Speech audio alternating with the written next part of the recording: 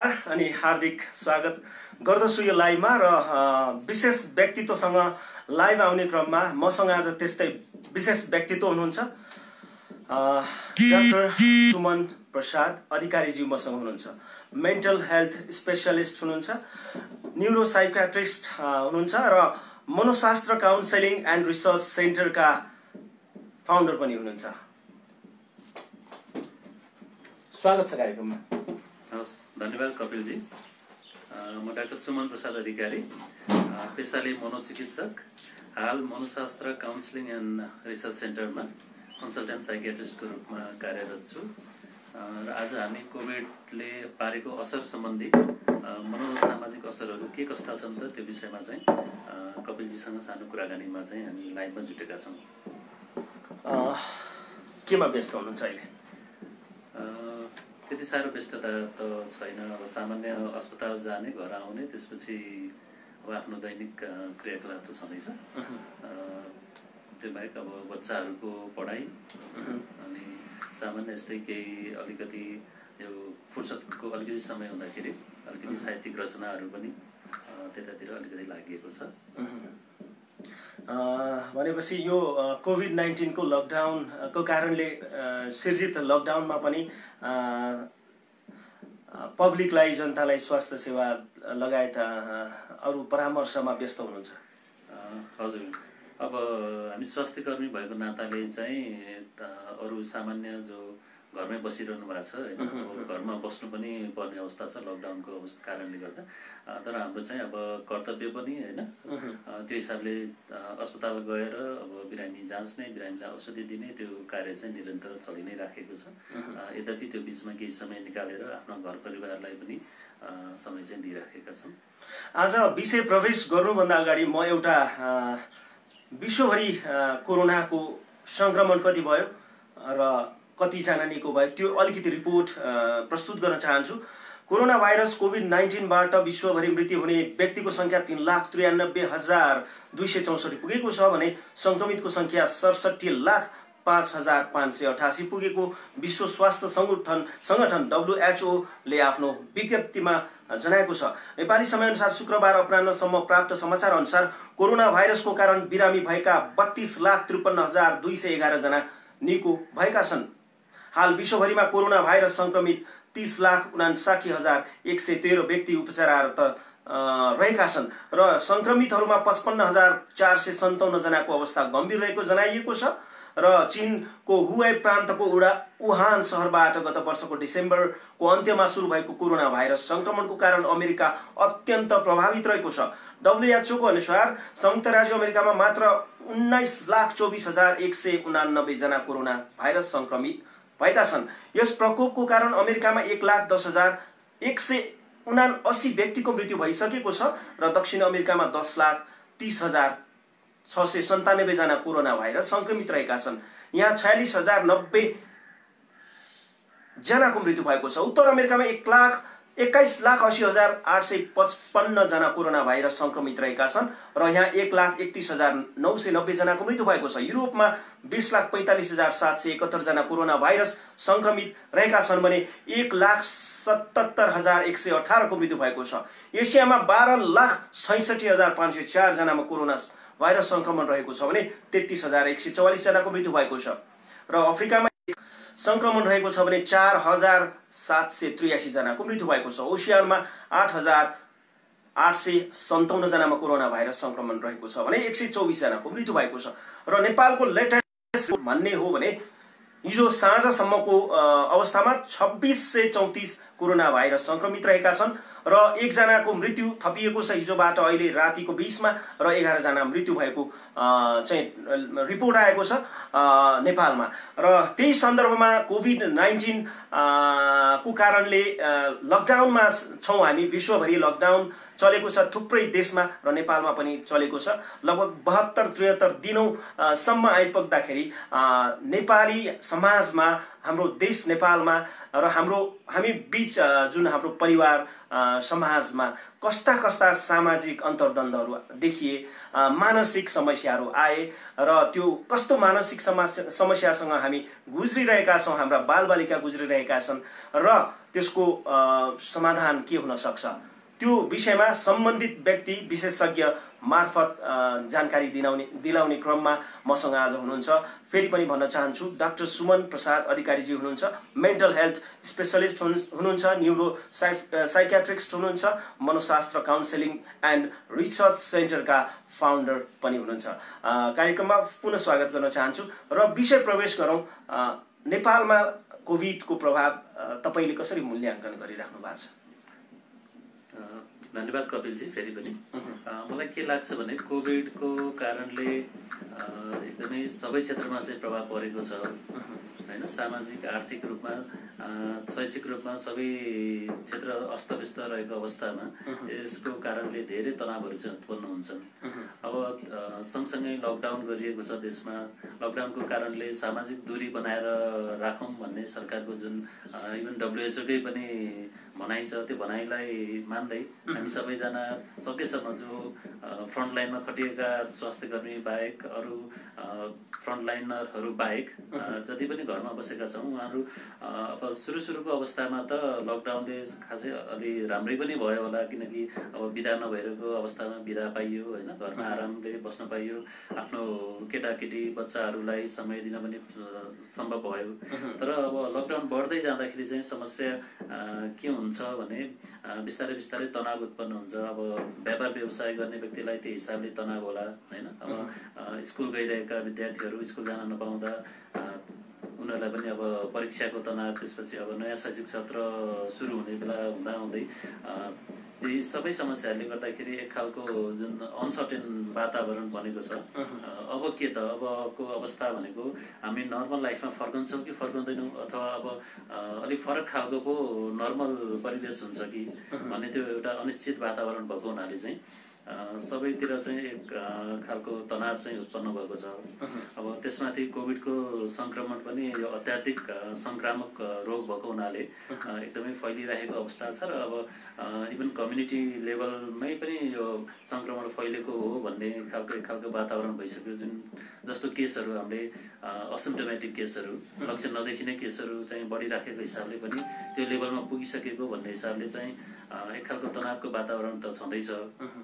तर त्यो भन्दैमा हामीले एकदमै तनाव मात्र लिएर बस्ने, तर अरू कुराहरूमा ध्यान नदिने गर्नु पनि भएन हैन। अब हामी मनोचिकित्सकहरू, मनोविदहरू अब अहिलेको अवस्थामा चाहिँ धेरैजनाले यसै गरी अनलाइन मार्फत हैन, भर्चुअल प्लेटफर्म मार्फत चाहिँ काउन्सिलिङहरू, थेरापीहरू दिने पनि गर्नुभएका छन्, हामीले पनि दिएका छौँ। त्यसैले अहिलेको वातावरण अलिकति गाह्रो अप्ठ्यारो वातावरण चाहिँ अवश्य छ, तर यो वातावरण सधैँ रहन्छ जस्तो लाग्दैन। बिस्तारै अवस्था सहजीकरण चाहिँ हुँदै जानुपर्छ। अहिले लामो समयको लकडाउन पछि लकडाउन खोल्नुपर्छ, स्वतःस्फूर्त रूपमा चाहिँ कति ठाउँमा लकडाउन उल्लङ्घन गर्नुपर्छ। अब थेक्न सकिँदैन, नेपालले आर्थिक अब भार थेक्न सक्दैन, यसको प्रभाव थेक्न सक्दैन भन्ने खालको कुरा आइरहेको छ। यो आर्थिकसँग जोडेर हेर्दाखेरि र विश्व स्वास्थ्य सङ्गठनले र वर्ल्ड ब्याङ्कले पनि जस्तो खालको प्रक्षेपण गरेको छ, अब महामारीको रूप लिन सक्छ झन् खोल्यो भने भन्ने खालको एउटा चाहिँ सूचना दिइसकेको छ र आर्थिक र भौगोलिक धरातल र जनताको हुँदै गर्दाखेरि चाहिँ खोल्नुपर्ने बाध्यता पनि आइरहेको छ। यो बीचको चापको असर कस्तो हुन सक्छ? अब आर्थिक पाटोको बारेमा त अब मैले त्यति धेरै नबोलौँ होला, म त्यो सम्बन्धी विज्ञ होइन हैन। तर आर्थिक अवस्थाको कारणले, जुन अहिलेको सामाजिक अवस्थाको कारणले चाहिँ जे जस्तो असर परेको छ त्यो एकदमै दूरगामी असर पर्ने चाहिँ देखिन्छ। इभन WHO ले पनि यतिसम्म भनिसकेको छ कि अब यो कोरोना महामारी सकिसकेपछि अब बिस्तारै बिस्तारै मानसिक समस्याको, मनोसामाजिक समस्याहरूको महामारी आउने सम्भावना एकदमै धेरै रहन्छ। अब यसै पनि यो बिचमा आर्थिक गतिविधिहरू एकदमै कम भएका छन्। अब त्यस कारणले जुन व्यवसायमा लागेका आर्थिक गतिविधिमा लागेका व्यक्तिहरू उहाँहरूमा पनि धेरै तनाव हुनाले चाहिँ एङ्जाइटी डिप्रेसन जस्ता समस्याहरू चाहिँ देख्न थालेका इभन हामीले पनि महसुस गरेका छौँ। अब कतिपय क्लाइन्टहरू बिरामीहरू हुनुहुन्छ जो हामी कहाँ सम्पर्क गर्नुहुन्छ होइन, फोनबाट अथवा प्रत्यक्ष भेट्न आउनुहुन्छ, उहाँहरू चाहिँ यस्तै तनावको कारणले चाहिँ विभिन्न एङ्जाइटीका समस्याहरू डिप्रेसनका समस्याहरू भएर पीडित भएर त्यसपछि उपचारमा रहनु भएको पनि धेरैजना चाहिँ भेटेका छौँ कपिलजी। कोभिडको विभिन्न खालको समस्याहरू देखिएको छ। सुरुवातमा तपाईँले भन्नुभएको लकडाउन भइसकेपछि मान्छेहरू फुरुङ्ग परे। अब मान्छेले प्रकृतिले मान्छेलाई अब आराम गर्ने समय दियो, अब गाउँ फर्किनुपर्छ, केही दिन रमाउनुपर्छ भन्ने खालको कुराहरू भयो र गाउँ पनि धेरै मान्छे जानुभयो, काठमाडौँ सुनसान जस्तो भयो र हप्ता दिन नबित्दै फेरि मान्छेको एउटा अब आराम गर्नुपर्छ भन्ने जुन मान्छेहरू हुनुहुन्थ्यो अब काममा फर्किनुपर्छ भन्ने त्यो वातावरणमा आइसक्नु भएको थियो। एउटा आर्थिक दबाब परिसकेको थियो। त्यो दबाब पर्दै जाँदाखेरि विभिन्न चापहरू पर्दै गयो। नेपालको समाज कसरी गुज्रिँदै गयो त्यसपछि तपाईँको मनोवैज्ञानिक हिसाबले भन्दाखेरि? मलाई के लाग्छ भने यसमा चाहिँ अब सुरुको अवस्थामा हामी अब सङ्क्रमणबाट बच्नको लागि भनेर पनि अब गाउँ जानेको लाइन एकदमै धेरै भयो। उहाँहरू रातारात गरेर पनि गाउँ जानुभयो होइन। त्यसपछि यहाँले भन्नुभयो जस्तै अब आर्थिक गतिविधि शून्य भएपछि अब जो दैनिक ज्यालादारी गरेर खाने, त्यसपछि व्यवसाय गरेर खाने जति पनि उहाँहरू हुनुहुन्छ उहाँहरूलाई त समस्या हुन थाल्यो। अब गाउँमा मात्र सधैँ बसेर पनि भएन। त्यसै बिचमा चाहिँ अब हामीले सुन्यौँ लकडाउन कडाइ गर्दा गर्दै पनि विभिन्न नाकाबाट चाहिँ सहर छिर्ने, काठमाडौँ छिर्ने होइन, अरू मुख्य सहरहरूमा छिर्ने अथवा विदेशबाट चाहिँ इन्डियाबाट नेपालमा छिर्ने त्यो क्रम चाहिँ रह्यो। अब यसको कारणले गर्दाखेरि अब अघि भने जस्तै सबैजनालाई चाहिँ एक खालको एकदमै अनिश्चित खालको वातावरण चाहिँ बन्यो। अब भनौँ न अहिले अमेरिका जस्तो देशमा समेत दिनमा चाहिँ लगभग 2000-3000 व्यक्ति मरिरहेको अवस्था थियो होइन। अब अहिले 1 लाख पनि नागिसक्यो मृतकको सङ्ख्या। त्यसमाथि सङ्क्रमितको सङ्ख्या 16-17 लाख पुगिसकेको अवस्थामा अब हाम्रो स्वास्थ्य थोरै छ। चाहिएको अवस्थामा भेन्टिलेटर आइसियू पनि त्यति साह्रो मात्रामा पर्याप्त छैन। अब भेन्टिलेटर आइसियूको कुरा त पछि गरौँला होइन। अब एकदमै सङ्क्रमण धेरै फैलियो, एकदमै गाह्रो अवस्था आयो बिरामीलाई भने चाहिँ त्यो चाहिने हो। यहाँ त हामी कहाँ इभन बेसिक सामान्य पिपी जुन भन्छ हामीले personal protective equipment, gloves, mask होइन, अगाडि बिरामीलाई जाँच्नुपर्ने डाक्टर साहबहरूलाई, इमर्जेन्सीमा काम गर्नुपर्ने, आइसियूमा काम गर्नुपर्ने डाक्टर साहबहरूलाई समेत त्यो कुराहरूको चाहिँ अभाव भइरहेको अवस्था छ। अझै पनि अब सरकारले हामीले धेरै खर्च गऱ्यौँ, धेरै कोरोना उपचारको लागि चाहिँ यति खर्च भयो भन्ने कुराहरू त आइरहेछ होइन। तर त्यो खर्च चाहिँ कसरी गरियो, कुन मात्रामा चाहिँ अब स्वास्थ्यमा कति छुट्याइयो अथवा अरू बाहिरबाट सामान ल्याउनमा कति खर्च गरियो त्यो कुराहरू पनि सायद बिस्तारै प्रश्न चाहिँ हुँदै जान्छ होला। कोभिडको सङ्क्रमण चीनको वुहानबाट सुरु भयो र विश्वव्यापी रूपमा सङ्क्रमण फैलिने क्रममा नेपालमा पनि आयो। नेपालले यस्तो अपेक्षा गरेको थिएन, यस्तो परिस्थितिको सामना गर्नुपर्छ भन्ने खालको। नेपाल सरकारकै मानसिकताको जुन सत्ता पक्षमा रहेका जुन सरकार सञ्चालन गरिरहेका छन् उनीहरूकै मानसिक हिसाबले एनालाइसिस गर्दाखेरि उनीहरूको तयारी र यो बीचमा भएका विभिन्न खालका गतिविधि र आगामी जुन योजना उनीहरूले बनाइरहेका छन् लकडाउन खुकुलो पार्नेसम्मका विभिन्न गतिविधि, त्यो हिसाबले मनोवैज्ञानिक हिसाबले त्यसको विश्लेषण गर्दाखेरि कसरी गर्न सकिन्छ? मेरो आफ्नो पर्सनल भ्यू चाहिँ के हो भने अब यो कोरोनाको महामारीको लागि सरकार त्यति सुरुदेखि त्यति सिरियसली चाहिँ त्यति लागेको जस्तो लाग्दैन। किनकि हामी कहाँ केस देखेनौँ भन्दा कम्तीमा पनि 2 हप्ता अगाडिदेखि चाहिँ इन्टरनेसनल फ्लाइट्सहरू बन्द गरिएर बोर्डरहरू बन्द गर्न सकिएको भए त्यतिखेर अहिले जति पनि केसहरू बढ्यो त्यो अवस्था सायद पुग्थेन होला। किनकि पहिलो केस देखिने क्रम हुँदाहुँदै त्यति बेलासम्म हाम्रो सरकारका मन्त्रीहरू चाहिँ भिजिट नेपाल 2020 को चाहिँ प्रचारमा हुनुहुन्थ्यो अझै पनि। अब चाइनाको वुहानमा देखिएको बाहिर युरोपियन कन्ट्रिजमा चाहिँ फैलिँदैछ, अमेरिकामा फैलिँदैछ, हामी कहाँ त नहोला, हामी कहाँ त आउँदैन भन्ने खालको एक खालको जुन त्यो सोचाइ रह्यो त्यो नै अलिकति अपरिपक्व सोचाइ थियो जस्तो लाग्छ। त्यतिखेर नै अलिकति मानसिक रूपमा अब चाहिँ हामी तयार हुनुपर्छ है, यो हामी कहाँ पनि आउन सक्छ भनेर सुरुबाट अलि लागेर चाहिँ गरिएको भए सायद धेरै हदसम्म नियन्त्रण गर्न सकिन्थ्यो। यद्यपि पछि सरकारले जति कदमहरू चाल्यो, लकडाउन गर्ने, त्यसपछि अरू स्वास्थ्य सामग्री चीनबाट, भारतबाट, अन्तबाट लिएर आउने र स्वास्थ्य कर्मीलाई जुन केही मात्रामा भए पनि दिने जुन काम गर्यो त्यो राम्रै मान्नुपर्दछ। तर हिजो भर्खरै पनि प्रधानमन्त्रीले चाहिँ विज्ञहरूसँग बसेर धेरै छलफल गर्नुभयो भन्ने कुराहरू आएर पछि निष्कर्ष अब समाचारमै पढेको हिसाबमा निष्कर्ष के निक्ल्यो भन्दाखेरि यो कुरा चाहिँ हामीले अलि अगाडि नै गर्नुपर्दथ्यो, यो विश्लेषण चाहिँ हामीले अगाडि गरेर अझ आक्रामक रूपमा चाहिँ कोभिड-19 विरुद्ध लाग्नु पर्दथ्यो भन्ने कुरा चाहिँ उहाँले पनि स्वीकारेको अवस्था जस्तो देखिन्छ। त्यही भएर अलि हामी ढिलाइ चाहिँ गऱ्यौँ, तर अझै पनि टेस्टको दायराहरू बढाएर, पिसिआरको दायरा बढाएर, त्यसपछि अहिले अब जति सङ्क्रमण भएर पनि लक्षण नदेखेका केसहरूलाई पनि अस्पतालै लग्ने हो भने चाहिँ अब एउटा मात्र केसले पनि पुरै अस्पताल सिल हुने, बन्द हुने अवस्था आउँछ। त्यसो हुँदाखेरि अब अरू बिमारी भएर अरू कारणले चाहिँ ज्यान जान लागेका, मर्न लागेका बिरामीहरूलाई के गर्ने त, त्यो एउटा प्रश्न फेरि आउँछ। एक खालको असर चाहिँ छ, जस्तै कोभिड-19 लागिसकेको बिरामीलाई चाहिँ अलिकति हुन्छ नि नराम्रो हेर्ने स्टिग्मा भन्छौँ हामीले। जस्तै अब यो चाहिँ कोरोना भाइरस लागेको व्यक्ति हो है, यसलाई त अब हेर्न पनि हुन्न भने जस्तो चाहिँ व्यवहार हामीले गर्छौँ होइन, त्यो व्यवहार चाहिँ सच्याउन जरुरी छ। अब यसकै कारणले धेरै त्रासहरू पनि बढेको छ। अझ म एउटा पर्सनल एउटा मेरो बिरामी एकजना हुनुहुन्थ्यो, उहाँ धरानतिरको बिरामी, उहाँको चाहिँ एङ्जाइटी भएर दबाई औषधि खाइराख्नु भएको अवस्था थियो अनि उहाँको एकदमै राम्रो सुधार भइरहेको थियो। कम्तीमा पनि 2 वर्ष भइसकेको थियो औषधि खाएर। औषधि खाँदै अब त्यही गाउँघरमा चाहिँ त्यही कोभिडकै महामारीको क्रममा कोही व्यक्तिले चाहिँ उहाँलाई भनिदिनु भयो कि अरू कुनै बिमारी भएर अस्पताल गयो भने चाहिँ उपचार हुँदैन अरे है, कोभिड बाहेक अरूको उपचार हुँदैन, अथवा अब कोभिड लागेर गए पनि अस्पतालमा चाहिँ राम्रोसँग उपचार गरिदिँदैनन्, त्यहाँ त बरु उल्टो चाहिँ मर्ने सुई दिन्छन् रे भन्ने त्यस्तो चाहिँ उहाँलाई दिमागमा त्यस्तो असर परेपछि उहाँको चाहिँ एङ्जाइटी यति धेरै बढ्यो, उहाँ चाहिँ यति धेरै प्यानिक हुनुभयो कि उहाँले चाहिँ मलाई जसरी भए पनि काठमाडौँ जानै पर्यो भनेर, अब हुन त त्यही नजिकै पनि जचाउन सक्नुहुन्थ्यो, त्यही धरानमै पनि घोप्पो क्याम्पमै पनि जचाउन सकिन्थ्यो, अरू अस्पतालहरू पनि थिए ठुला। तर उहाँले अब एक खालको उहाँको विश्वास पनि होला, त्यसलाई हामीले मान्नुपर्छ, मैले मान्छु होइन। उहाँले चाहिँ अब कोभिड लाग्ने बित्तिकै सबै कुरा खत्तम भइहाल्छ भन्ने एक खालको धारणा छ।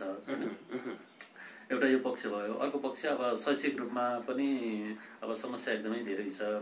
परीक्षा दिन नपाएका विद्यार्थी धेरै छन्, इभन एससी नै पनि भएको छैन। त्यसपछि अब नयाँ शैक्षिक सत्रमा विद्यार्थीहरू पढ्न जान पाएको छैन। अब अहिले धेरै विद्यालयहरूले, प्राइभेट विद्यालयहरूले अनलाइन क्लासहरू, भर्चुअल क्लासहरू त गराइराख्नु भएको छ, तर अब त्यो कतिको इफेक्टिभ हुन्छ भन्ने पक्ष एक ठाउँमा होला, त्यसको इभ्यालुएसन पछि होला। र अर्को कुरा चाहिँ त्यो अनलाइन क्लासको एक्सेस नभएका व्यक्तिहरू, त्यसरी इन्टरनेट नभएका ठाउँमा कसरी पढाउने, त्यहाँको विद्यार्थीको के गर्ने त भनेर त्यो कुरा सायद शिक्षा मन्त्रालयले चाहिँ अब एड्रेस गर्ने कुराहरू होला। यी कुराहरू पनि मैले खालि सरस्वती भन्दाखेरि असर परेका क्षेत्रहरूको बारेमा चाहिँ यति कुराहरू भने। तपाईँले विद्यार्थीको शिक्षाको विषयमा अलिकति कुरा उठाइहाल्नु भयो। अहिले सबै विद्यालय बन्द छन् र सबैजना केही प्रतिशत, लगभग 30% भर्चुअल माध्यमबाट शिक्षामा आबद्ध भए पनि त्यो कति चाहिँ आधिकारिक हो र कति चाहिँ सिक्न सक्छन् भन्ने प्रश्नकै विषय छ। र त्योभन्दा 70% जुन त्योभन्दा एसएस बाहिरका विद्यार्थीहरूले उनीहरूको लागि चाहिँ के गर्ने त भन्ने प्रश्न पनि हुनसक्छ। बच्चाहरूको बाल मनोविज्ञान कस्तो भइरहेको हुनसक्छ अहिले? बाल मनोविज्ञान अहिले अब एक त अलिकति फ्री टाइम भयो बच्चाहरूलाई, नत्र बिहान 8-9 बजे स्कुल गएर बेलुका 4-5 बजे फर्किने नर्मल टाइम भनौँ, नर्मल स्कुलिङ टाइम त्यो भएका विद्यार्थीहरू अहिले अब घरमै बस्नुपर्दा एक हिसाबले उनीहरूलाई रमाइलो पनि छ। जबसम्म गार्जियनले प्यारेन्ट्सले चाहिँ केयर गर्नुहुन्छ, घरमा अब कोही बिमारी भएको अवस्था छैन होइन, घरमा राम्रो माहौल छ भने त्यो ठिकै हो। तर कतिपय अब हामीले न्युजमा पनि सुनिराखेका छौँ, इभन एबी न्युज कहर भन्ने कार्यक्रमले पनि एउटा राम्रो छाप चाहिँ छोडिराखेको छ होइन। यसमै पनि हामीले सुन्दाखेरि चाहिँ धेरै जस्तो अब जुन दैनिक ज्यालादारी गरेर खाने होइन, भाडामा बस्ने व्यक्तिहरू हुनुहुन्छ, उहाँहरूको चाहिँ अब खाने सामान नभएर अथवा बस्ने ठाउँ नभएर एकदमै असर परेको, बच्चाहरूको पनि बिजोग भइरहेको कुराहरू त्यसरी पनि भनिराखेको हुन्छ उहाँहरूले। अब मैले अरू देख्दाखेरि चाहिँ बच्चाहरूको अलिकति क्रिएटिभ एस्पेक्टलाई केलाउने बेला पनि हो यो। उनीहरूको आर्टमा रुचि छ कि म्युजिकमा रुचि छ कि होइन, अथवा उनीहरूले के गर्न चाहन्छन् त्यसलाई पनि स्कुलमा जुन एक्स्ट्रा करिकुलर एक्टिभिटिजमा समय दिन्थ्यो त्यो समय अलिक बढी चाहिँ उनीहरूले पाइरहेको अवस्था छ मलाई। तर त्यो सँगसँगै अर्को डर के छ भने बच्चाले चाहिने भन्दा धेरै समय इन्टरनेट चलाएर बिस्तारै बिस्तारै इन्टरनेटकै लत पो हुने हो कि अथवा इन्टरनेट एडिक्सन नै पो हुने हो कि भन्ने डर पनि एकातिर छ। किनकि अब अनलाइन क्लास भनेको छ, त्यसपछि बच्चाहरू युट्युब अहिलेको बच्चाहरूलाई आफै चलाउन जान्दछन्, त्यति सिकाउनु पनि पर्दैन। युट्युब भन्यो, त्यसपछि अरू भिडियोजहरू, अरू गेम्सहरू, कार्टुन्सहरू होइन, त्यसरी चाहिँ मोबाइलमै इन्टरनेटमा को अब अरू ट्याब्लेट्सहरूमा हेर्दाखेरि चाहिँ बढी जस्तो समय इन्टरनेटमा बिताउने हुनाले बिस्तारै त्यसको त्यसरी चाहिँ विद्यार्थीहरूको अर्को कुरा चाहिँ उनीहरूको मनोविज्ञानमा चाहिँ अब अहिले कोरोना भाइरस फैलिरहेको छ संसारभरि, नेपालभरि। अब हामी बाहिर जानु हुँदैन, भाइरस लाग्छ, रोग लाग्छ भन्ने खालको त्यो डर पनि छनलाई छ होइन। त्यो पनि हामीले बिस्तारै सहजीकरण चाहिँ गर्दै जानुपर्छ होला। अब सबै बच्चाहरूले बुझ्ने अवस्था त हुँदैन। अब इभन स्कुल खुलेपछि पनि अब रोग लाग्छ, भाइरस लाग्छ, हामी नजाने भन्ने पो हुन् कि बच्चाहरूले एउटा त्यो एस्पेक्टलाई पनि हेर्नु चाहिँ जरुरी देख्छु। हामी अहिले डाक्टर सुमन प्रसाद अधिकारी ज्यूसँग छौँ र हामी अहिले युनिभर्सल क्याफे सल्लाहकारी भक्तपुरबाट यसरी लाइभ आइरहेका छौँ र सबै जसले पनि हेरिराख्नु भएको छ यो लाइभलाई कृपया यो लाइभलाई सेयर गरिदिनु होला। बढीभन्दा बढी श्रोता दर्शकसम्म पुगोस् यो सूचना, यो सन्देश र यो अवसरमा यो अझै महत्त्वपूर्ण हुन सक्छ यो भिडियो। तसर्थ सबैलाई म विशेष अनुरोध गर्न चाहन्छु, नमस्ते जोड गरेर यो लाइभलाई सेयर गरिदिनु होला। तपाईँको फेसबुक अथवा पेज के छ त्यसमा भन्न चाहन्छु र मेरो पेज कपिल कस्पाल श्रेष्ठलाई लाइक फलो गर्नुहोला। यस्तै अन्तर्वार्ता, विशेष सूचना, सङ्गीत, मनोरञ्जनको लागि भन्न चाहन्छु।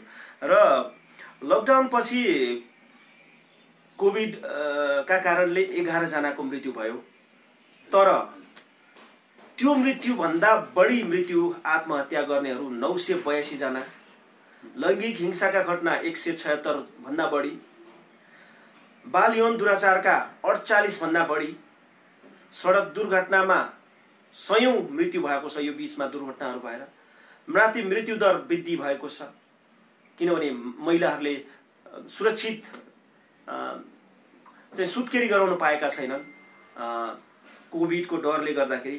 र भोकै मर्नेहरू बाटैमा मरेका घटनाहरू यही काठमाडौँमा देखिएको छ। यसरी कोभिडको यत्रो सन्तास फैलाइएर जुन लकडाउन गरियो र त्यसबाट मृत्यु हुनेको संख्या 11, तर समाजमा भएका सामाजिक गतिविधि, भोकमरी, गरिबी, अभावका कारण चाहिँ मृत्युको संख्या हजारौंको दरमा छ।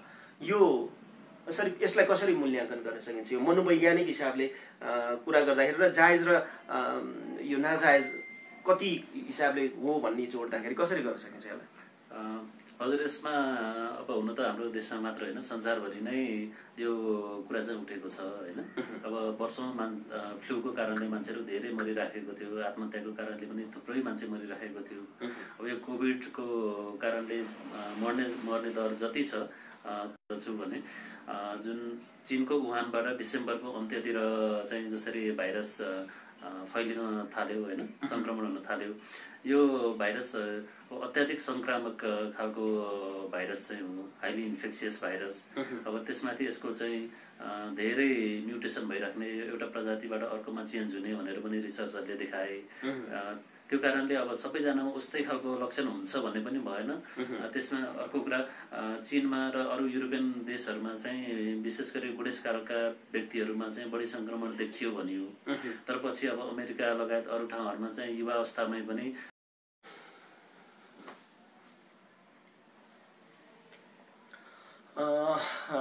प्राविधिक कारणले यो लाइभ डिस्कनेक्ट हुन गएको छ र त्यसको लागि क्षमा प्रार्थी छु र यो लाइभलाई फेरि जोड्न चाहन्छु। अहिलेको कुरालाई जोड्दै गरौँ डाक्टर साहब। हजुर, मैले के भन्दै थिएँ भने यो कोरोनाको कारणले मर्ने भन्दा आत्महत्याको कारणले मर्ने व्यक्तिहरू चाहिँ धेरै भए। यो लकडाउन थियो, ठिक थियो थिएन, अथवा के गर्नु पर्दथ्यो भन्ने खेरि मलाई के लाग्दछ भने सरकारको सशक्त रूपमा चाहिँ तयारी गर्नु जरुरी थियो।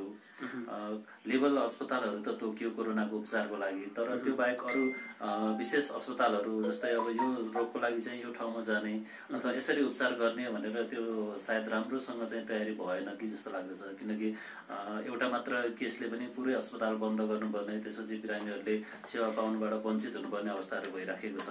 सायद यस्तै कारणले गर्दा पनि अलिकति क्रिटिसिजमहरू चाहिँ भइरहेको हो कि जस्तो लाग्छ। किनकि अब कोरोनाको कारणले कोरोनाको लागि मात्र उपचार गर्ने, अरू समस्याको लागि चाहिँ किन उपचार नगर्ने अथवा कहाँ गर्ने भन्ने जुन प्रश्नहरू आइराखेको छ, त्यो परिप्रेक्ष्यमा चाहिँ अरू कोरोनाको लागि भनेर विशेष अस्पतालहरू तोक्ने, त्यसपछि र अरू समस्याको लागि त्यही हिसाबले अस्पतालको दायराहरू फराकिलो पारेर स्वास्थ्य कर्मीहरूलाई चाहिँ स्ट्यान्ड बाई राखेर त्यसरी उपचार गर्ने व्यवस्था मिलाइएको भए सायद यी समस्याहरू चाहिँ आउँथेनन् कि जस्तो लाग्दछ। र विद्यार्थीको कुरा गऱ्यौँ अघि, हाम्रो नेपाली समाजमा यो एउटा संयुक्त परिवारमा बस्ने संस्कार छ। भलै अहिले अलिकति एकात्मक परिवार हुँदै गइरहेको छ। हाम्रो पारिवारिक संरचनाको प्रभावको विषयमा कुरा गरौँ न। कस्तो प्रभाव परिरहेको छ परिवारमा चाहिँ? यो परिवेशमा अब पारिवारिक संरचनाभित्र त धेरै जस्तो सकारात्मक प्रभाव नै परेको जस्तो लाग्दछ। किनकि हामी आफ्नो लाइफमा एकदमै व्यस्त भइराखेको अवस्थामा अब हामी ड्युटी गर्नुपर्ने मान्छे बिहानै बाहिर निस्किने, त्यसपछि साँझ अथवा राति मात्र घर आउने, बच्चाहरू पनि दिउँसभरि स्कुलमा बस्नुपर्ने त्यो जुन अवस्था थियो, अहिले सबैजना जमघट भएर एक ठाउँमा बसेर होइन आफ्नो सबै कुराहरू चाहिँ सेयर गर्न सकेको अवस्थामा त्यसले एउटा सकारात्मक वातावरण चाहिँ बनाएको छ। यद्यपि अब जुन प्रत्येक व्यक्तिको आफ्नो पर्सनल कुराहरू हुन्छन्, पर्सनल डिफरेन्सेसहरू हुन्छन्, त्यो कारणले कतै कतै अब समस्याहरू देखिने, कुनै सम्बन्धहरू बिग्रिने कुराहरू चाहिँ देखिएका छन्। त्यो फाटाफुट्टो रूपमा मात्र देखिएका हुन् जस्तो लाग्दछ मलाई। समग्र रूपमा यसले परिवारलाई चाहिँ अलिकति मजबुत बनाउन चाहिँ सहयोग गरेको नै जस्तो लाग्दछ। यसले परिवारलाई एकताबद्ध हुन र लामो समयदेखि दूरीमा जुन बसिरहेको थियो चाहिँ नेपाली समाज एकदमै पीडादायी समाज बनिरहेको छ। जस्तै गाउँमा गयो भने गाउँमा वृद्ध र बालबालिका बाहेक नहुने युवा चाहिँ उमेरका मान्छे सब काठमाडौँ अथवा खाडी अथवा हुनै सक्नेले अझ युरोपतिर गइरहेको स्थिति थियो। अहिले काठमाडौँबाट गाउँसम्म जाने र भारत अथवा नजिकका देशहरूबाट नेपाल आउने त्यो बढेको छ। यसको प्रभाव सकारात्मक प्रभाव परेको छ भन्नुहुन्छ। र अब नेपाली जुन समाज छ कस्तो हिसाबले तयार भएको हुनुपर्छ? अब जुन लकडाउन पछि जुन खोल्छ कसरी यसको रूप प्रस्तुत हुन सक्छ नेपाली आम सामाजिक वस्तुस्थिति जोडेर हेर्दाखेरि? अब लकडाउन नै सबै यो समस्याको समाधान पनि होइन। अब सरकारले समयमा लकडाउन सुरु गरेर राम्रै गरेको मान्नुपर्दछ। यद्यपि केही समय अझ अगाडि अरू इन्टरनेसनल फ्लाइटहरू बोर्डरहरू बन्द गरेको अवस्थामा अझ सहज वातावरण हुन्थ्यो होला हामीलाई कोभिड-19 को म्यानेजमेन्ट गर्नको लागि। अब लकडाउन खोल्दै जाने कुरा पनि हुँदैछ र त्यो खोल्ने क्रममा कतिपय ठाउँमा यता स्वस्फूर्त रूपमा पनि लकडाउनको चाहिँ उल्लङ्घन गरिएको भन्ने कुराहरू पनि आयो होइन। अब लामो समयसम्म चाहिँ हामी यसरी बस्नु पर्दाखेरि अवश्य सबैलाई तनाव भएकै छ। केही समय अलिकति रमाइलो वातावरण चाहिँ भयो होला, तर अब सबै क्षेत्र अस्तव्यस्त हुन थालेपछि सरकारले पनि बिस्तारै खुकुलो पार्ने योजना चाहिँ ल्याएको हो। तर अब डर अझै के छ भने सङ्क्रमितको सङ्ख्या दिनानुदिन बढिराखेको छ होइन। अब अरू देशहरूमा चाहिँ लकडाउन गरिसकेपछि जुन कोभिड-19को केसको जुन ग्राफ बिस्तारै घट्दै जाने हुन्थ्यो, त्यो चाहिँ हामीकोमा भएको छैन। त्यही हिसाबले सङ्क्रमितको सङ्ख्या अझै बढ्दै जाने र समुदायमा फैलिने डर छँदैछ। अब यो परिप्रेक्ष्यमा अबको स्थिति कस्तो हुन्छ भनेर ठ्याक्कै आकलन गर्न सक्ने अवस्था त छैन। तर पनि अवस्थालाई बिस्तारै सहजीकरण त गर्दै लग्नुपर्छ। अब हामीले इन्फ्लुएन्जा भने जस्तै अरू भाइरस भने जस्तै अब WHO ले पनि भनिसकेको अवस्था छ कि यो भाइरस हत्तपत्त हामीबाट चाहिँ जाँदैन, यो हामी बिच नै रहन्छ। अब योसँग चाहिँ हामीले बाँच्न चाहिँ सिक्नु पर्दछ, प्रयास गर्नुपर्दछ भनेर। त्यति गर्दा गर्दै पनि अब जुन सामान्य अवस्थाबाट पुरानो अवस्थाबाट कम्प्लिटली अब नयाँ अवस्थामा जानलाई चाहिँ कोही व्यक्तिलाई त सहज होला, तर सबै व्यक्तिलाई त्यति सहज हुन्छ जस्तो चाहिँ लाग्दैन। तर पनि यसमा अब हाम्रो सम्बन्धित निकायले चाहिँ कसरी गर्ने, के गर्ने त्यो गाइडलाइन्सहरू चाहिँ बनाइदिन्छन् होला होइन। किनकि अब सामाजिक दूरी कायम गर्ने भनेको छ इभन लकडाउनकै पिरियडमा पनि त्यति राम्रोसँग चाहिँ यो मानिएको छैन भने अब लकडाउन खुलेपछि त झन् कसरी होला। त्यही भएर धेरै भिडभाड हुने ठाउँहरू चाहिँ सकेसम्म अझै पनि केही समय नखोल्ने, बिस्तारै अब सेनिटाइजरको अथवा साबुन पानीको प्रयोग बढाउने, सकेसम्म दूरी मेन्टेन गरेर चाहिँ अरू व्यापार व्यवसाय गर्ने भन्ने जस्ता कुरा छन्। तर व्यावहारिक रूपमा अब त्यो लागू कतिको हुन्छ हेर्दै जानुपर्ने कुरा छ। विश्व बैंकले विश्व स्वास्थ्य संगठनले चेतावनी नै दिएको छ, जति भयावह रूपमा चाहिँ मानवीय चाहिँ क्षति हुन्थ्यो यो लकडाउनले धेरै बचाएको छ विश्वव्यापी रूपमा भनेर भनेको छ र लकडाउनलाई कायम गर्नुपर्छ भन्ने तर्क गरेको छ विश्व बैंक र विश्व स्वास्थ्य संगठनले। तर हामी जस्तो विकासोन्मुख देश चाहिँ काम गर्दै खानुपर्ने आम समुदाय भएको देशमा त्यो बीचको चापमा सरकारलाई लकडाउन खुकुलो पनि गर्नुपर्ने र ती संस्थाहरूको जुन चेतावनी छ त्यसलाई पनि चाहिँ ख्याल गरेर चाहिँ त्यो आम जनताको जीवन खुकुलो बनाउनु पर्ने बीचको चापमा नेपाली समाज अब कसरी अगाडि बढ्दा ठिक होला त? हजुर, अघि अलिकति यसमा मैले जोडेँ होइन। अब कसरी अगाडि बढ्ने भन्ने कुरा, अब लकडाउन मात्र सबै विकल्प पनि रहेन। किनकि लकडाउन मात्रै गरेर केस कन्ट्रोल भएको भए अब ठिकै पनि मान्न सकिन्थ्यो।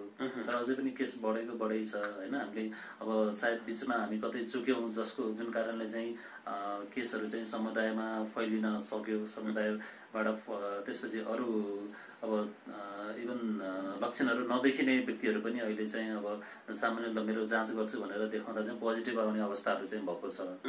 अब त्यो अवस्थामा एकदमै डरको वातावरण चाहिँ व्याप्त छ होइन। त्यसमाथि स्वास्थ्य कर्मीहरूमाथि त एकदमै झन् डर चाहिँ त्रास चाहिँ बढेको अवस्था छ। हामीले समाचारमा पनि सुनेका छौँ धेरै ठाउँमा स्वास्थ्य कर्मीहरू कुटिनु भयो होइन। अब कोरोनाको उपचार गरेर घर जान लाग्दा घरमा कोठामा छिर्न नदिने अवस्था रह्यो। त्यसपछि अहिले अब लकडाउनकै अवधिमा उपचारमा संलग्न चिकित्सकहरू नेपाल मेडिकल कलेजमा पनि त्यहाँ पनि पिटिनु भयो। अब त्यो पनि हामीले स्वास्थ्य कर्मीको संवेदनशीलतालाई चाहिँ हेरेर गरेको व्यवहार चाहिँ भएन।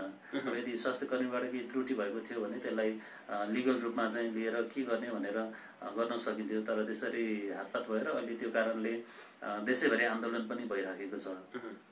नेपाली समाज यसरी हिंसात्मक हुँदै जानु मतलब यो डाक्टर जो अहिले हस्पिटललाई मन्दिर भनिएको छ र डाक्टरलाई भगवान भनिने स्थिति छ, किनभने हामी डाक्टरमै भर परिरहेका छौँ र हस्पिटल नै हाम्रो चाहिँ मूल स्रोत हो त्यो समाधान गर्ने। त्यस्तो हुँदाहुँदै पनि नेपाली समाज, नेपाली एउटा युवा जमात डाक्टरलाई हातपात गर्ने अथवा हिंसात्मक गतिविधिमा जानु के कारण हुन सक्छन् र यो लकडाउनले अझै त्यसलाई मलजल गरेका थियो कि कस्तो थियो हुन सक्छ? यो अब मेरो पर्सनल एनालाइसिस भनौँ होइन, मैले के देख्छु भने हाम्रो अब पहिला भन्दाखेरि अब नेपालीहरू एकदमै शान्त हुन्छन्, एकदमै मृदभाषी हुन्छन् होइन, अनि अब पाहुनालाई एकदमै सत्कार गर्ने त्यस्ता खालका हुन्छन् भनेर जुन एक खालको छाप थियो संसारभरि, अहिले त्यो बिस्तारै अलिकति धुमलिँदै गएको हो कि जस्तो लाग्छ। मैले आफूले पर्सनल्ली देख्दाखेरि चाहिँ हाम्रो नेपालीहरूको एक खालको जुन एग्रेसिभनेस भनौँ, अलिकति त्यो चिडचिडापन होइन, अलिकति एग्रेसिभपन चाहिँ त्यो बढ्दै गएको हो कि जस्तो लाग्छ। अब हामीले बाटोमै कुरा गर्छौँ भने ट्राफिकमा हामीलाई 1 मिनट कुर्नु पनि एकदमै गाह्रो हुन्छ, हामी ओभरटेक गरेर चाहिँ त्यहाँ जानै पर्ने अवस्था हुन्छ होइन, हामी एकछिन कुर्न पनि हिचकिचाउँछौँ, जबकि हामी त्यो सम्बन्धित ठाउँमा पुगेर एकदमै त्यहाँ गएर देशै बनाइहाल्ने अथवा के गरिहाल्ने जस्तो चाहिँ त्यो व्यवहार देखाउँछौँ। भनेको समग्र रूपमा चाहिँ त्यो अब सायद यो इन्टरनेटको अथवा अब अरू विद्युतीय माध्यमको त्यसपछि अरू कारणहरूले पनि बढ्यो होला बढ्नलाई। तर अब हाम्रो सामाजिक चेतना होइन अनि मनोवैज्ञानिक एउटा चिन्तनको रूपमा चाहिँ हामीले राम्रोसँग सोच विचार गरेर त्यसरी गर्न सकेको अवस्थामा चाहिँ यो कुराहरू कन्ट्रोल गर्न सकिने हो।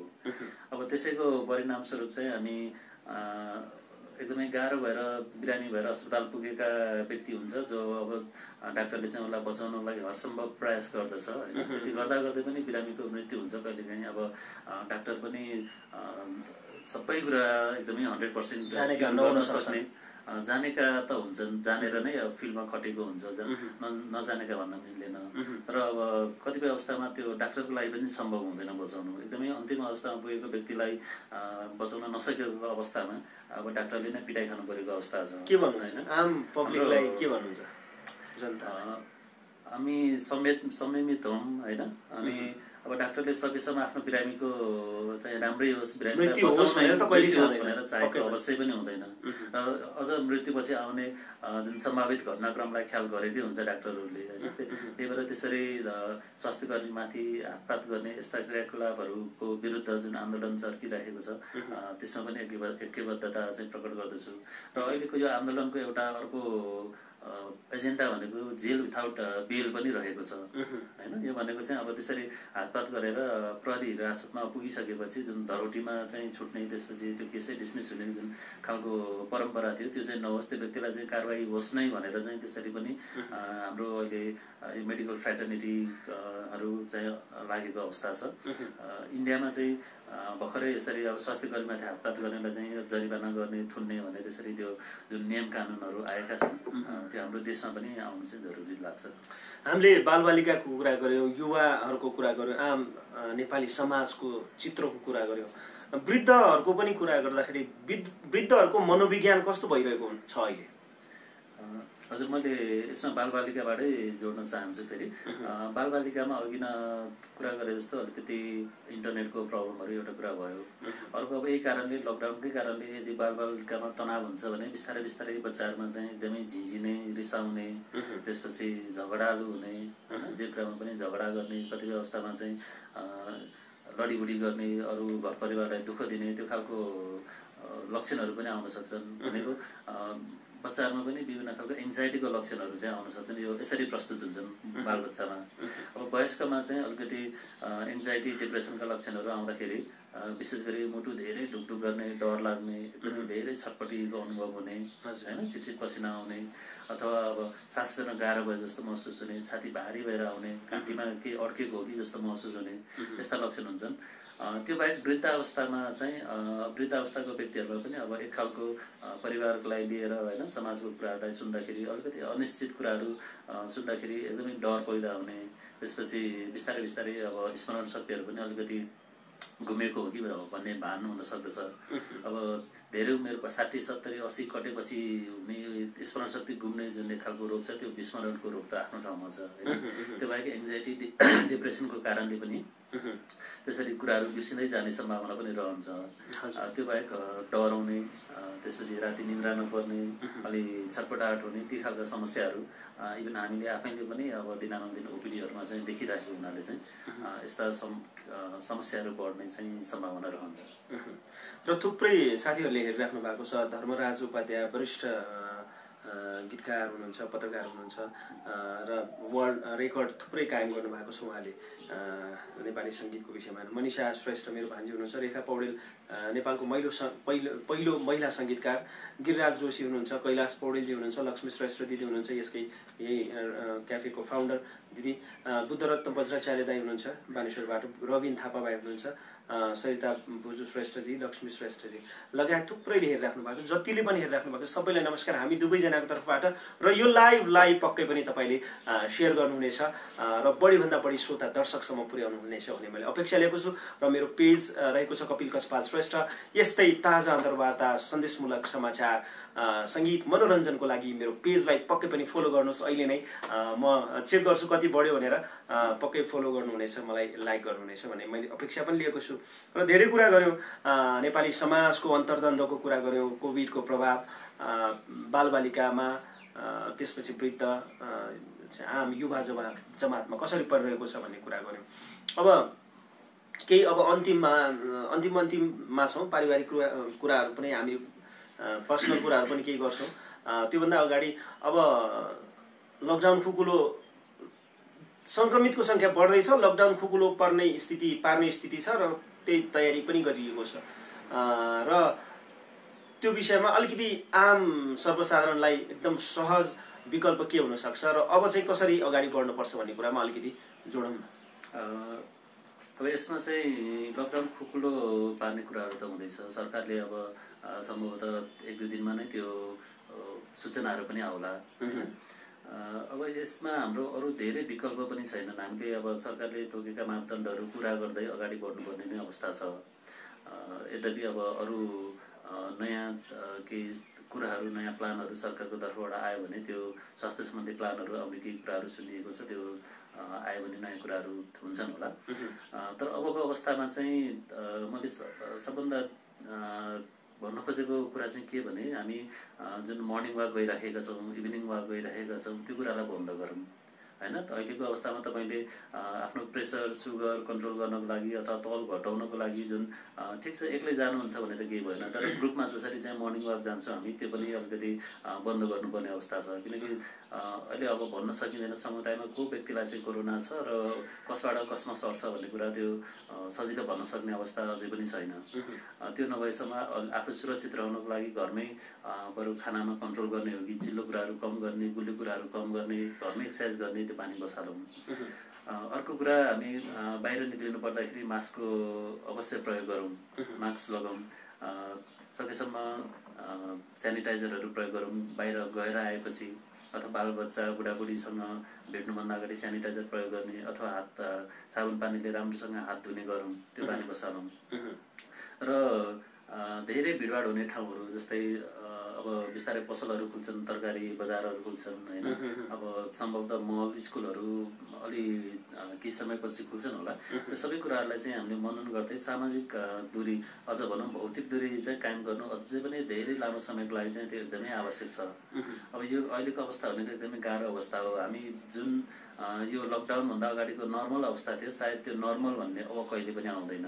अब जुन नर्मल आउँछ त्यो एकदमै नयाँ हुनेछ। त्यसमा चाहिँ हामीले मास्क प्रयोग गर्नुपर्नेछ, त्यसमा हामीले सामाजिक भौतिक दूरी कायम गर्नुपर्नेछ र सँगसँगै बालबालिका र वृद्धहरूको अलि ख्याल गरेर उहाँलाई चाहिँ प्राथमिकता दिएर त्यही अनुसार पनि काम गर्नु चाहिँ जरुरी हुन्छ। र अर्को मैले अन्त्यमा के भन्न चाहेँ भने, यही लकडाउनकै समयमा चाहिँ लागु पदार्थ एवं मादक पदार्थ प्रयोग गर्ने सङ्ख्या पनि एकदमै धेरै बढेको छ। कतिपय व्यक्तिहरू गाँजा, त्यसपछि जान रक्सी हैन अथवा अन्य ड्रग्समा कुलतमा चाहिँ फसेर विभिन्न खालको मानसिक रोग भएर जचाउन आउने, अस्पताल पुग्ने सङ्ख्या पनि एकदमै धेरै रहेको छ। कृपया त्यस्तो तनाव भुलाउन अथवा निन्द्रा लागेन भनेर अथवा लकडाउनलाई कसरी चाहिँ झेल्नु भनेर विभिन्न कारणले चाहिँ जुन नसाहरू प्रयोग गर्ने क्रम बढेको छ त्यसलाई चाहिँ बन्द गरौँ। र अघि तपाईँले डक्टरको संवेदनशील विषयमा कुरा उठायौँ, त्यही कुरालाई जोडेर बिरामीको पक्षबाट अथवा आम जनताको पक्षबाट हेर्दाखेरि यहाँ मलाई एउटा प्रश्न पनि आयो र रविन थापा भाइको। आजकै घटना छ, मेरो बहिनीको एनएमसी अस्पतालमा प्रेग्नेन्ट अवस्थामा बच्चा नचलेको अवस्थामा अरू कुनै सजिलो ठाउँमा लानु, यहाँको डाक्टर सबै आन्दोलनमा जानु भएको छ, भन्नु भयो, यो कति जिम्मेवार हो डाक्टर साहबहरूको कुरा, हस्पिटलको कुरा? र अहिले म सिधै हस्पिटल लाँदैछु केएमसीबाट भन्दै हुनुहुन्छ। यो विषयबाट जोडेर हेर्दाखेरि आम जनता र पीडितहरूको पक्षबाट बोल्दाखेरि के चाहिँ सही हो, के कुरा ठिक हो? यसमा चाहिँ रबिन भाइको प्रश्नको हजुर रबिनजी, यसमा चाहिँ कस्तो हुन्छ भने मेरो हिसाबले पनि तपाईँले जुन भन्नुभयो त्यो जे भयो एकदमै गलत भयो। मैले जानेसम्म एनएमसीमा जुन आन्दोलन भइराखेको छ त्यो मेडिकल अफिसरहरू जो ड्युटीमा खटिनु भएको बेलामा चाहिँ उहाँहरूमाथि हातपात भयो, उहाँहरू चाहिँ आन्दोलनरत हुनुहुन्छ र उहाँको आन्दोलनमा चाहिँ अरू चिकित्सकहरू, इन्टर्नहरू, रेसिडेन्ट्सहरू, त्यसपछि अरू कन्सल्टेन्ट डक्टरहरूले चाहिँ एकबद्धता गरेको अवस्था हो। अब यसरी जुन बच्चा कम चलेको अवस्थामा पनि त्यहाँबाट फर्काइयो, त्यो अलिकति दुःखद घटना चाहिँ मान्दछु मैले। कम्तीमा इमर्जेन्सी सर्भिस बन्द नगरिकन त्यसरी इमर्जेन्सी सर्भिस दिएर अब सम्भवतः सिजेरियन सेक्सन गर्नु पर्थ्यो अथवा अब्जर्भेसनमा राख्नु पर्थ्यो। यहाँ त्यति साह्रो खुलेको छैन, कति हप्ता अथवा के हो, अब्जर्भेसनमा राख्नुपर्ने अवस्था थियो भने अब्जर्भेसनमा राखेर अथवा अपरेसन गर्नुपर्ने अवस्था थियो भने त्यसरी अपरेसन गरिदिने वातावरण बनाउने जिम्मेवारी पनि उहाँकै हो। अब यसमा पनि अस्पताल प्रशासनले अलिकति जिम्मेवारी जवाबदेहिता चाहिँ दिनुपर्दछ जस्तो लाग्दछ मलाई, होइन? आन्दोलन आफ्नो ठाउँमा छ, तर सँगसँगै अब सम्पूर्ण सेवाहरू नै बन्द गर्नु त्यो जायज पनि होइन। त्यो हिसाबले बिरामीको पक्षमा पनि बिरामीको त्यो समस्यालाई पनि हामीले हेर्नु चाहिँ एकदमै जरुरी चाहिँ हुन्छ। आन्दोलन यद्यपि आफ्नो ठाउँमा चाहिँ छ। सरिता भुजुजीले नमस्ते भन्नुभएको छ। नमस्ते दिदी। र सुन्दर कुमार साके दाईले पनि हेरिराख्नु भएको छ। नमस्ते दाई। र अब पारिवारिक कुरामा जाउँ, थुप्रै कुरा गरियो। तपाईँ परिवारमा को हुनुहुन्छ अहिले तपाईँको? व्यक्तिगत कुरा गरौँ किनभने यो छुट्टै रमाइलो हुन्छ यो सेक्सनको। मेरो परिवारमा मेरो बुवा आमा हुनुहुन्छ अनि मेरो श्रीमती, त्यसपछि मेरो 2टा सानो बच्चाहरू छन्, छोरी र एउटा छोरा छ। परिवारमा एकदम रमाइलोसँग बिताइराख्नु भएको छ। सुन्दर परिवार छ। सुन्दर परिवार छ त सँगसँगै अलिकति अब त्रासको माहौल पनि हुन्छ बेला बेला। अब हामी म र मेरो श्रीमती दुवैजना स्वास्थ्यकर्मी भएको हिसाबले हामी यो सम्पूर्ण लकडाउनको समयभरि घरमै समय बिताउने त्यो मौका पाएका छैनौँ। हामी अस्पताल जानु परेकै अवस्था छ, हामी बिरामी हेर्नु परेकै अवस्था छ र त्यो कारणले पनि अलिकति घरमा डरको माहौल चाहिँ रहन्छ। तर हामी सकेसम्म आफू सुरक्षित रहने, त्यसपछि अब अस्पताल गएर आएपछि विशेष गरी हात खुट्टाहरू धुने, त्यसपछि मास्कको प्रयोग गर्ने, त्यो कुराहरूमा चाहिँ ध्यान दिइराखेकै छौँ।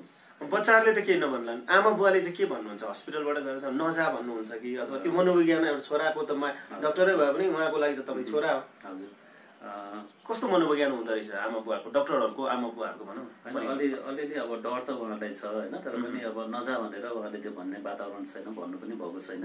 अब हामीले आफ्नो नियमित कर्तव्य त्यो गर्दै आएका पनि छौँ, गर्नु पनि पर्दछ होइन।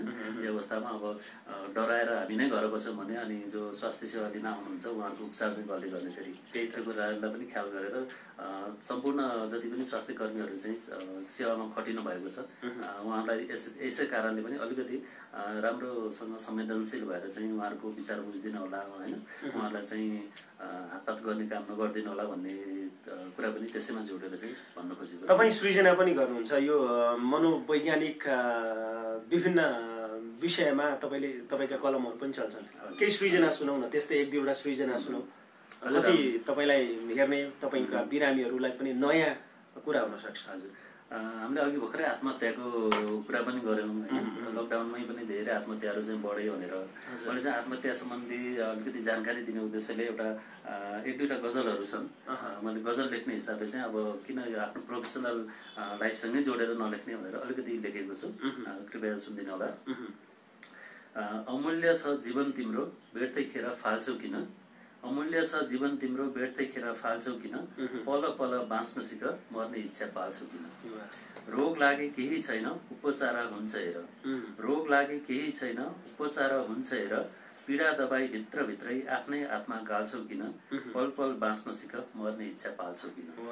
खुसीहरू साँच्न सिक सोच उठ जाग हेर, खुसीहरू साँच्न सिक सोच उठ जाग हेर, आफैलाई सिद्ध्याउने षड्यन्त्र चाल्छौ किन, पल पल बाँच्न सिक मर्ने इच्छा पाल्छौ किन। दुःखहरू क्षणिक हुन्छन् अडिग भई हिँड्नु तिमी, दुःखहरू क्षणिक हुन्छन् अडिग भई हिँड्नु तिमी, सम्हालेर राख खुसी अङ्गेनीमा हाल्छौ किन पल पल बाँच्न सिक मर्ने इच्छा पाल्छौ किन। सकारात्मक। हजुर, यो चाहिँ मैले जो व्यक्तिहरू आत्महत्याको सोचाइ आएको हुन्छ, आत्महत्या गरौँ भन्ने जुन भावना आएको हुन्छ त्यो भावना किन आउँछ त्यो नआओस् भन्ने हिसाबले चाहिँ लेखेँ।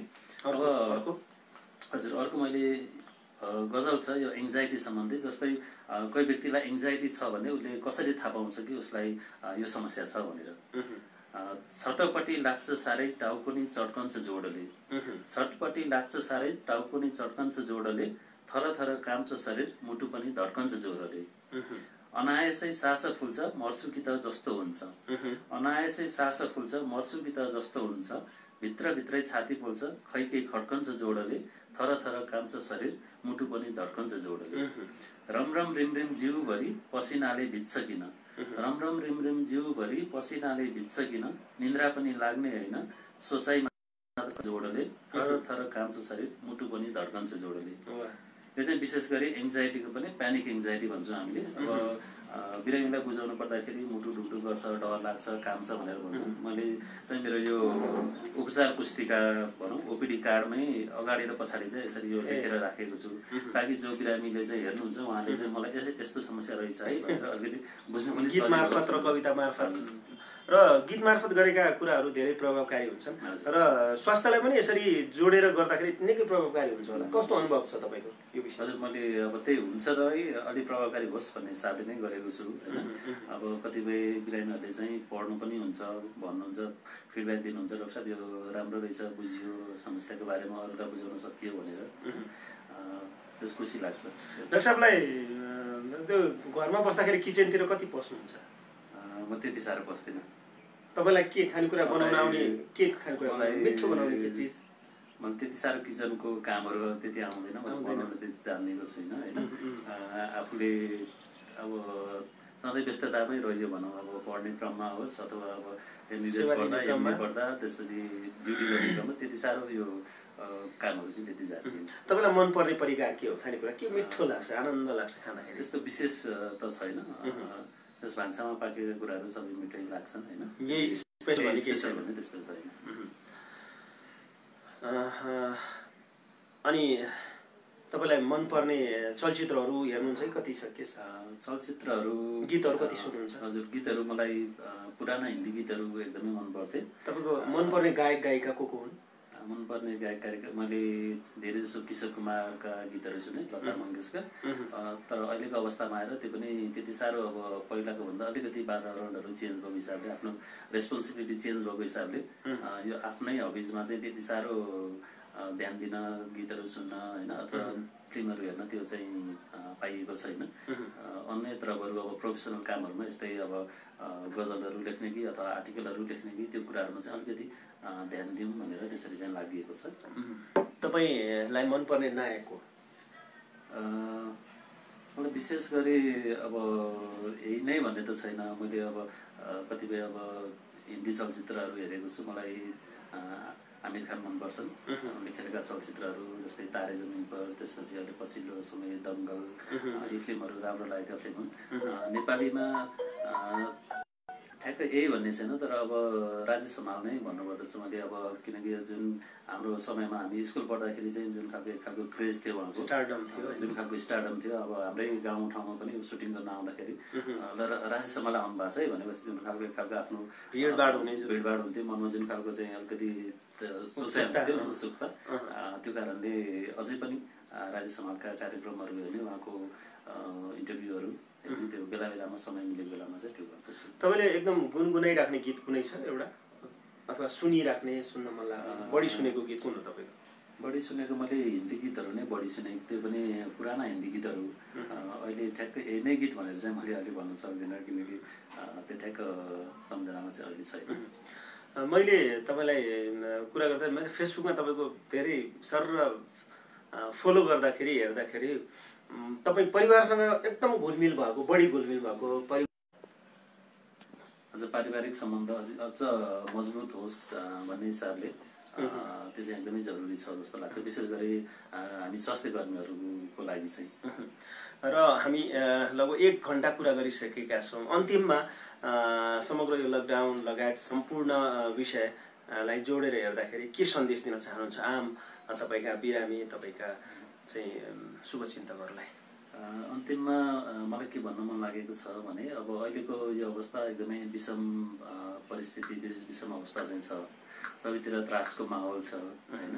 हामी सामान्य रूपमा बाहिर हिँड्न सक्ने अवस्था छैन। तर सधैँ यो अवस्था रहँदैन। जस्तै संसारमा न्युजिल्यान्ड जुन हिजो भर्खरै हामीले न्युज पनि सुन्यौँ, हिजो अस्ति न्युजिल्यान्डमा चाहिँ एउटा एक्टिभ केस जम्मा एउटा मात्र रहेर त्यहाँ चाहिँ लकडाउन खुकुलो पारियो। अब जनजीवन चाहिँ बिस्तारै सामान्य पार्ने भन्नेतिर पनि लगियो भन्ने न्युजहरू पनि आयो हैन। अब यद्यपि हामीले त्यति एग्रेसिभली यहाँ म्यानेज गर्न नसके पनि सरकारले जति गरेको छ त्यो कामको पनि सराहना गरौँ। अब अगाडि कसरी बढ्ने भन्ने खालको जुन मोडालिटी बन्नु पर्दछ त्यो मोडालिटी बनोस्। अझै पनि भिडभाड हुने ठाउँहरू चाहिँ बन्द नै हुन्। विद्यार्थीको शैक्षिक अवस्थालाई के गर्ने, अनलाइन नै पढाउने कि अथवा अब अहिले केही समय स्थगित गरेर फेरि पुनः सुरु गर्ने कि भन्ने त्यो सायद विज्ञहरूको टोलीले त्यो भन्ने नै छ हैन। त्यो बाहेक स्वास्थ्य कर्मीहरू जो फ्रन्ट लाइनमा खटिनु भएको छ कोभिड-19 को उपचारमा, फिभर क्लिनिकहरू, त्यसपछि आइसोलेसन वार्डहरू हैन र अरू अस्पतालको विभिन्न विभागहरूमा उहाँहरू जुन खटिनु भएको छ उहाँहरूको चाहिँ कामको चाहिँ उच्च मूल्याङ्कन पनि गर्नुपर्दछ। हामीले त्यो गरौँ भन्ने चाहिँ यहाँलाई अनुरोध छ। र 1 घण्टा कुरा भइसकेको छ हाम्रो र मसँग हुनुहुन्छ डाक्टर सुमन प्रसाद अधिकारी ज्यू। उहाँका सृजना पनि सुन्यौँ, उहाँका रुचिका विषय कुरा पनि सुन्यौँ र कोभिड-19 र लकडाउनले नेपाली समाज, बालबालिका, युवा अवस्था, वृद्ध लगायत समाजमा कस्तो प्रभाव पारेको छ यो कुरा सुन्यौँ। यो कुरा पक्कै पनि फलदायी भयो होला भन्ने मलाई लाग्छ र यो लाइभलाई पक्कै पनि तपाईँले सेयर गर्नुहुनेछ र बढीभन्दा बढी दर्शक श्रोतासम्म पुर्याउनुहुनेछ भन्ने मैले अपेक्षा लिएको छु र यो लाइभबाट बिदा हुन चाहन्छौँ हामी। र त्योभन्दा अगाडि फेरि पनि अनुरोध गर्न चाहन्छु मेरो पेज कपिल कस्पाल श्रेष्ठलाई लाइक फलो गर्नुहोला यस्तै सूचना, मनोरञ्जन र सङ्गीतको लागि। र अन्तिममा केही भन्न चाहनुहुन्छ भने लाइभ हेर्ने सम्पूर्ण दर्शक श्रोताहरूलाई? हजुर, मैले यो लाइभलाई चाहिँ मेरो अर्को एउटा गजल सुनाएर चाहिँ अन्त्य गर्न चाहेँ। यो डिप्रेसन सम्बन्धी छ, जुन निराशाजनक रोग अथवा दिगदारीपना भन्छौँ नेपालीमा। जिन्दगीका प्रत्येक पल नरमाइला हुन्छन् हेर, जिन्दगीका प्रत्येक पल नरमाइला हुन्छन् हेर, निराशाको भावनाले व्यर्थै मृत्यु बुन्छन् हेर। भोको प्यासा पनि हुन्न निराशाले सताउँछ, भोको प्यासा पनि हुन्न निराशाले सताउँछ, नाना थरी मनमा सोची बारम्बार रुन्छन् हेर, निराशाको भावनाले व्यर्थै मृत्यु बुन्छन् हेर। संसार नै उजाड लाग्छ भविष्य नै अन्धकार, संसार भविष्य नै अन्धकार, आफैसँग बोल्ने गरी कानमा आवाज सुन्छन् हेर, निराशाको भावनाले व्यर्थै मृत्यु बुन्छन् हेर। त्यसर्थ डिप्रेसन भएका बिरामीहरूलाई उपचार गरौँ, मनोपरामर्श गरौँ, काउन्सिलिङ गरौँ, ठिक हुन्छ। डिप्रेसन भएर त्यस समस्या बढ्दै जाँदा आत्महत्या गर्ने परिस्थिति पनि आउन सक्दछ, त्यो परिस्थितिलाई चाहिँ बन्द गरौँ। धन्यवाद। नमस्कार। र यो लाइभबाट बिदा हुन चाहन्छु र यो व्यस्त समयको बावजुद पनि यसरी काठमाडौँदेखि आउनुभयो र यसरी हामी बस्यौँ, त्यसको लागि धेरै धेरै धन्यवाद। र तपाईँको सुस्वास्थ्य, दीर्घायु, समृद्धि र यो जुन क्षेत्रमा लागिराख्नु भएको छ अझै सफलताको कामना गर्दछु। र अन्तिममा तपाईँको यो केन्द्र जुन छ त्यसको बारेमा अलिकति जानकारी गराइदिनुहोस्। केही समस्या छन् भने तपाईँको त्यो केन्द्रमा पनि आउन सक्नुहुनेछ। हामी काठमाडौँ ललितपुरको कुपन्डोलमा Manoshastra counselling and research centre सञ्चालनमा ल्याएको लगभग 1 वर्ष पुग्न आँटेको छ। सो रिसर्च सेन्टरमा हामी क्लिनिकल साइकोलोजिस्ट, कन्सल्टेन्ट साइकियाट्रिस्ट, त्यसपछि साइकोसोसियल वर्कर अनि काउन्सिलिङ साइकोलोजिस्टहरूको सेवाहरू पाउन सक्नुहुन्छ। हामीले शुल्क पनि एकदमै कम राखेका छौँ। जुन सरकारी अस्पतालमा लाग्ने शुल्क कै हाराहारीमा चाहिँ शुल्कहरू छन्, ताकि सामान्य आर्थिक अवस्था भएका व्यक्तिहरूले पनि सुविधाहरू लिन सक्नुहोस् भन्ने हिसाबले हामीले 70 वर्ष कटेका बुढाबुढीमा चाहिँ शुल्क नलिकन उपचार गर्छौँ भनेर पनि भनेका छौँ। हाम्रो सेन्टरमा उपलब्ध सेवाहरू भन्नुपर्दा हामीले मनोपरामर्श गर्दछौँ, काउन्सिलिङ, विभिन्न रोगको विभिन्न थेरापीहरू हुन्छन्, साइकोथेरापी, कोग्निटिभ बिहेभियर थेरापी भन्छौँ, डायलेक्टिकल बिहेभियर थेरापी, बच्चाहरूको विभिन्न खालको रोगको उपचार गर्दछौँ। त्यसपछि र विभिन्न औषधिहरू प्रयोग गर्नुपर्ने रोगहरू हुन्छन्, कडा खालका मानसिक रोगहरू, ती खालका रोगहरूमा चाहिँ औषधि प्रयोग गर्नको लागि पनि हामीले ओपिडी पनि राखेका छौँ। र रिल्याक्सेसन एक्सर्साइजको लागि, ब्रिदिङ एक्सर्साइजको लागि पनि हामीले त्यसै यसरी तोकेको छौँ। जो ती सेवाहरू सुविधाहरू लिन चाहनुहुन्छ भने हाम्रो मनोशास्त्र काउन्सिलिङ एन्ड रिसर्च सेन्टरमा चाहिँ आउन सक्नुहुन्छ र फेसबुकबाटै पनि अपोइन्टमेन्टहरू कन्फर्म गर्न चाहिँ सक्नुहुन्छ। यहाँहरू सबैलाई हामीले सकेसम्म सेवा सुविधा चाहिँ उपलब्ध गराउने प्रयास गर्दैछौँ। पक्कै पनि तपाईँ त्यहाँ जान सक्नुहुनेछ र त्यहाँ जान केही समस्या छन् भने मेरो मार्फत पनि जान सक्नुहुनेछ। केही प्रश्नहरू छन् भने पनि मलाई सोध्न सक्नुहुनेछ, म उहाँसम्म पुर्याउने कोसिस गर्नेछु। र अहिलेलाई भने यो लाइभबाट बिदा हुन चाहन्छौँ हामी दुवैजना, डाक्टर सुमन प्रसाद अधिकारीज्यू र म कपिल गजपाल।